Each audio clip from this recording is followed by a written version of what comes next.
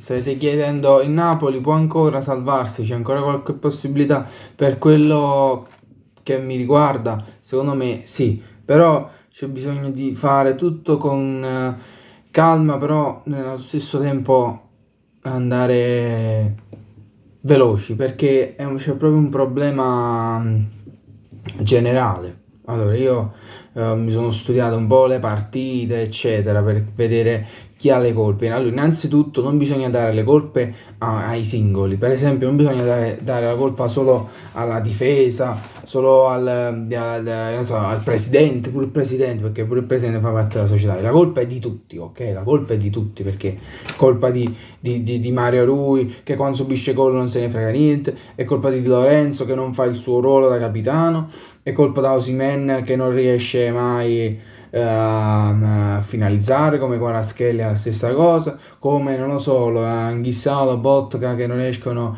a far iniziare i giochi, eccetera, ok? La colpa è di tutti, quindi non bisogna dare la colpa ai singoli, pure come reparti, non è che è colpa della difesa, perché se la colpa era solo della difesa, allora avremmo dovuto fare comunque i gol almeno quanti ne abbiamo subiti. Invece non è una cosa che ho notato, abbiamo subito tanti gol e ne abbiamo fatti pochi, quindi la colpa è di difesa e attacco, quindi tutto, ok? La colpa è di tutti, ok? Il Napoli ha delle serie difficoltà tecniche, ad esempio guardando le partite o quantomeno gli highlights ho potuto vedere che, ad esempio, comunque l'unica cosa positiva è che ci sono stati meno contropiedi, questo perché comunque come squadra stiamo andando un po' più compatti e un po' più lenti, facendo i momenti un po' più lenti. Poi ad esempio però ho notato che Rachmani si perde troppo spesso l'uomo, come nel caso della Juve, nel gol contro la Juve, anche con la Roma, non mi voglio sbagliare, però mi sembra di sì.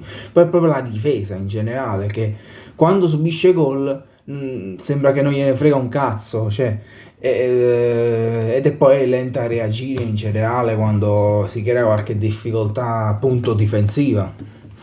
Vabbè, poi c'è anche in difesa, insomma, gli altri componenti della difesa mi sembrano abbastanza validi, a parte qualche volta i terzini che insomma si confondono. Cioè, il problema con la difesa in generale è che a volte non si parlano, portiere ma anche i difensori proprio non si parlano tra di loro, sembra che non si dicano prima della partita o durante anche chi prendersi l'uomo, chi si deve prendere quello e chi si deve prendere questo. Per esempio, centrocampo sta ancora peggio, l'ho detto già nell'altro video, però Anghissà, per esempio, nei piazzati non copre il ruolo che dovrebbe ricoprire.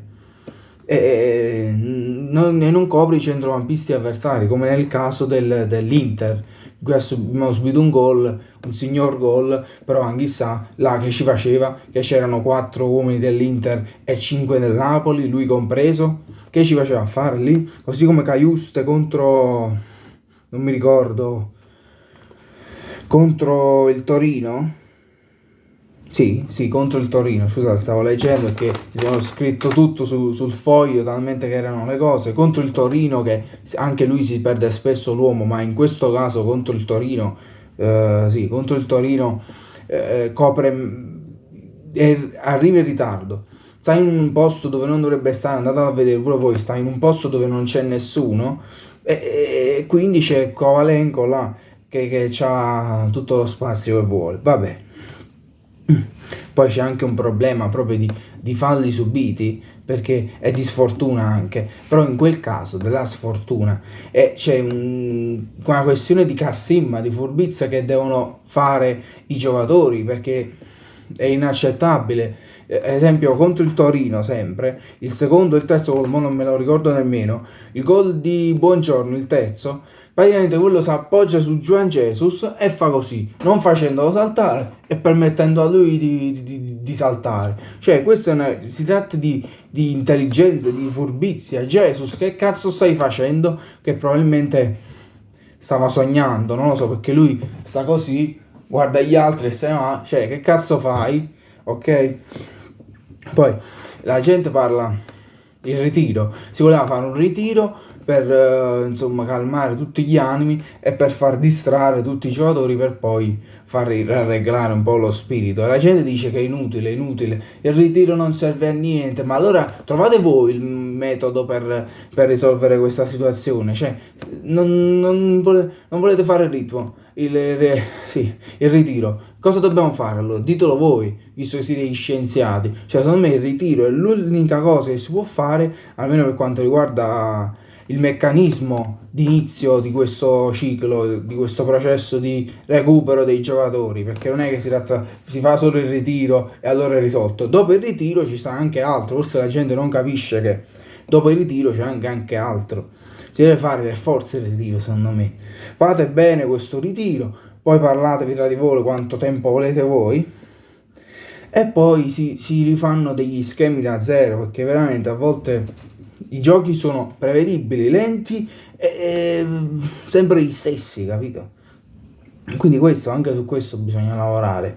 Poi allora c'è la lista, ci stanno anche 50 assenti tra infortunati e diffidati. C'è Nathan che tornerà tra un mese, Olivera pure, e poi c'è Ostigard e Meret che dovrebbero tornare a breve, vabbè. Poi c'è Osimhen e Anghissà che devono partire per la Coppa d'Africa, e poi stanno 50 diffidati, Caiusto, Di Lorenzo, Jesus, Kvaratskhelia, Mario Rui e Mazzocchi che è appena entrato, che lui meglio non nominarlo, va bene? E questo è, cioè noi ci siamo sfortunati, però a volte ce le cerchiamo anche.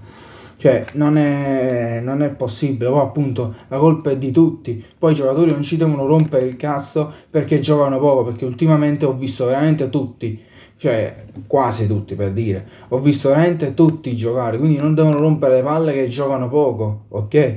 Poi io vi difendo ancora, c'ho le loro figurine qua, però vi dovete svegliare perché è anche colpa vostra che se il Napoli non è più quello che è. Poi nulla, questo è, volevo dire questo, un mini sfogo.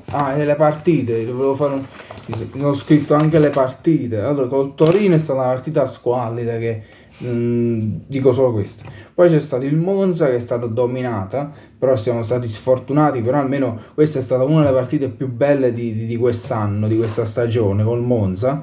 Poi c'è stata la Juve, vabbè, dominata, siamo stati sfortunati, la Roma pure come Torino condizionata, stracondizionata. Cagliari è una delle partite, così come l'Empoli, in cui no, così come il Braga in cui abbiamo giocato di più rispetto all'avversario, anche qua sono molto contento. Poi c'è l'Inter che siamo stati sfortunati e allora a un certo punto hanno attivato la God Mod. L'Atalanta è stata un'ottima partita e poi che c'è? È il Frosinone.